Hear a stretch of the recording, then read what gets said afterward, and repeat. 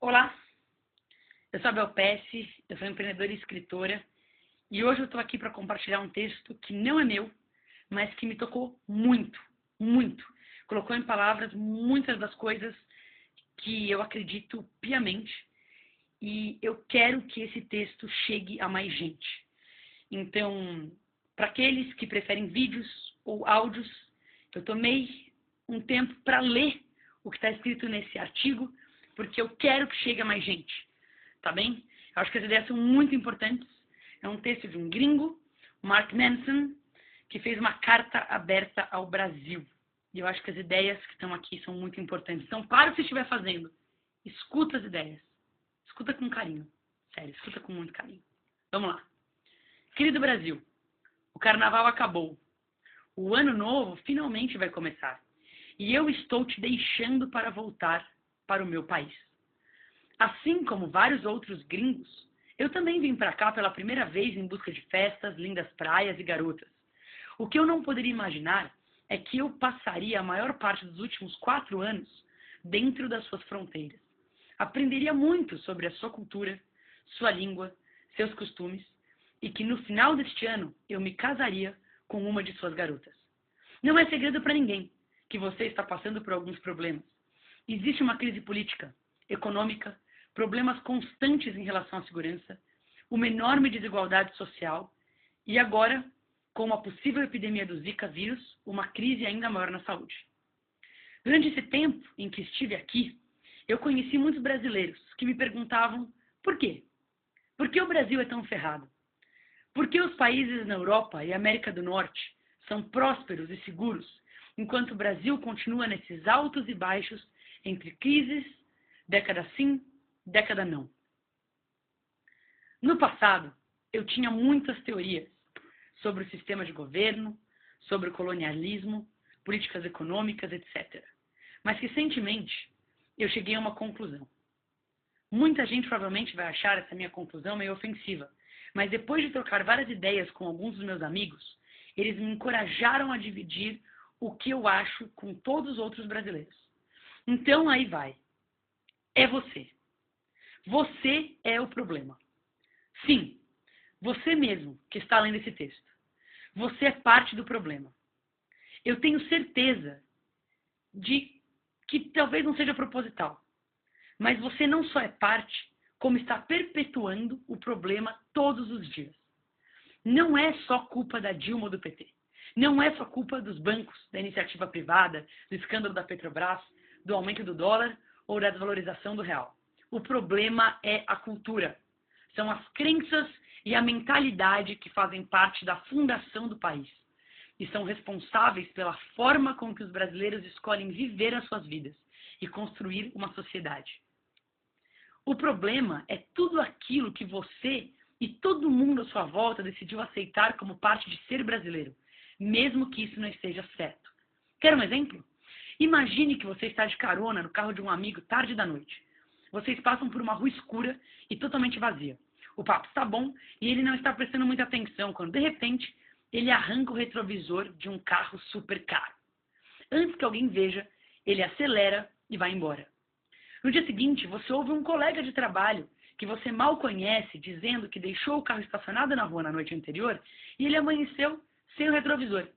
Pela descrição, você descobre que é o mesmo carro que seu brother bateu sem querer.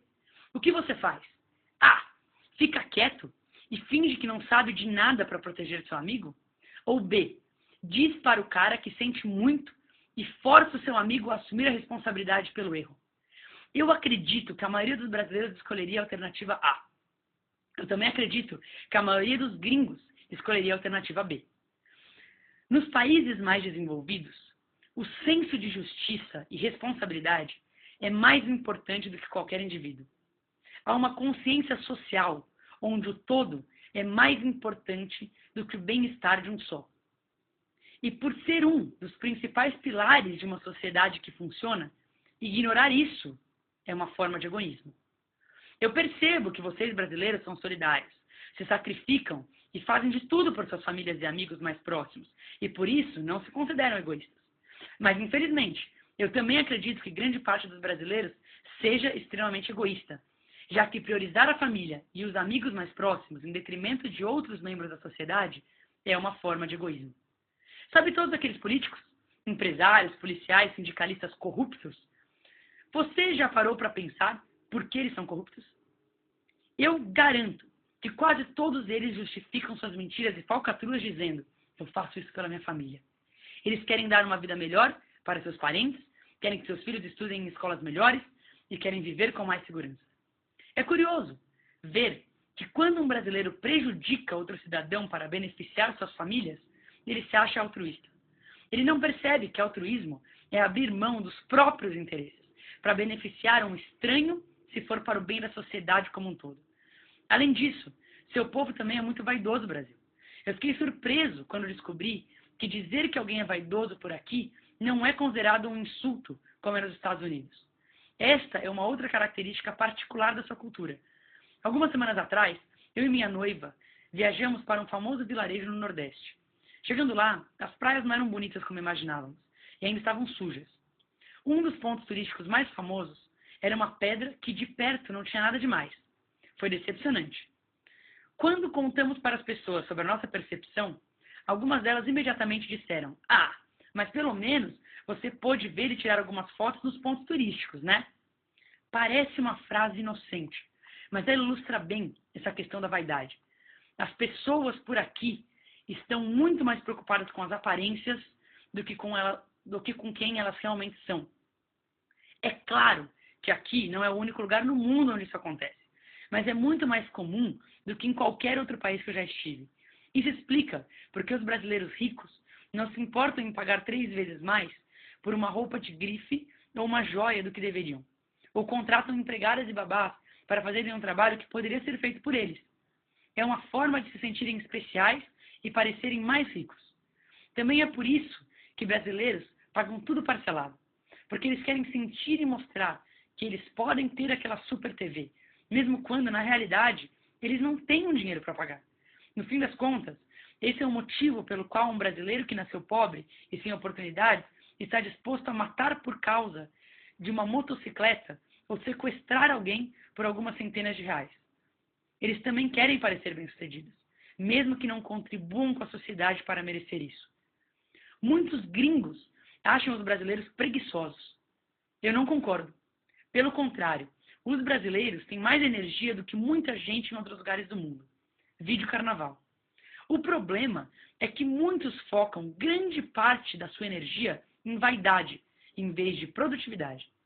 A sensação que se tem é que é mais importante parecer popular ou glamouroso do que fazer algo relevante que traga isso como consequência. É mais importante parecer bem-sucedido do que ser bem-sucedido de fato. Vaidade não traz felicidade. Vaidade é uma versão photoshopada da felicidade. Parece legal, vista de fora, mas não é real. E definitivamente não dura muito. Se você precisa pagar por algo muito mais caro do que deveria custar para se sentir especial, então você não é especial. Se você precisa da aprovação de outras pessoas para se sentir importante, então você não é importante. Se você precisa mentir, puxar o tapete ou trair alguém para se sentir bem-sucedido, então você não é bem-sucedido. Pode acreditar, os atalhos não funcionam aqui. E sabe o que é pior? Essa vaidade faz com que seu povo evite bater de frente com os outros. Todo mundo quer ser legal, com todo mundo, e acaba ou ferrando o outro pelas costas, ou indiretamente, só para não gerar confronto. Por aqui, se alguém está 1 hora atrasado, todo mundo fica esperando essa pessoa chegar para sair.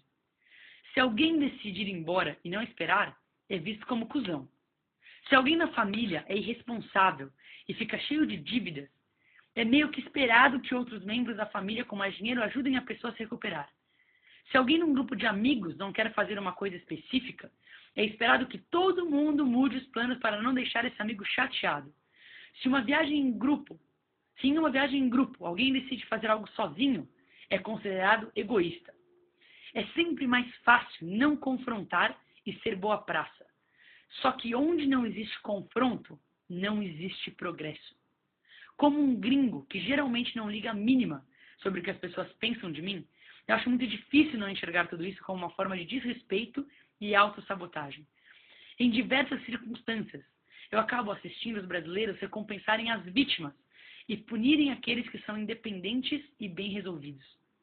Por um lado, quando você recompensa uma pessoa que falhou ou que está fazendo algo errado, você está dando a ela um incentivo para nunca precisar melhorar. Na verdade, você faz com que ela fique sempre contando com a boa vontade de alguém em vez de ensiná-la a ser responsável. Por outro lado, quando você pune alguém por ser bem resolvido, você desencoraja pessoas talentosas que poderiam criar o progresso e a inovação que esse país tanto precisa. Você impede que o país saia dessa merda que está e cria ainda mais espaço para líderes medíocres e manipuladores se prolongarem no poder. E assim, você cria uma sociedade que acredita que o único jeito de dar bem é traindo, mentindo, sendo corrupto ou, nos piores casos, tirando a vida do outro. Às vezes, a melhor coisa que você pode fazer por um amigo que está sempre atrasado é ir embora sem ele.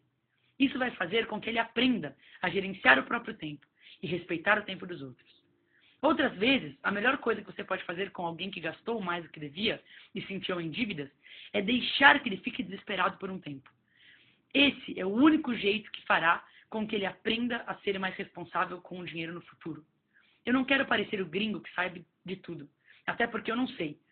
E Deus bem sabe o quanto o meu país também está na merda. Eu já escrevi aqui sobre o que eu acho dos Estados Unidos. Só que em breve, Brasil, você será parte da minha vida para sempre. Você será parte da minha família. Você será meu amigo. Você será metade do meu filho quando eu tiver um. E é por isso que eu sinto que preciso dividir isso com você de forma aberta, honesta, com um amor que só um amigo pode falar francamente com o outro. Mesmo quando sabemos que o que temos a dizer vai doer. E também porque eu tenho uma má notícia. Não vai melhorar tão cedo. Talvez você já saiba disso.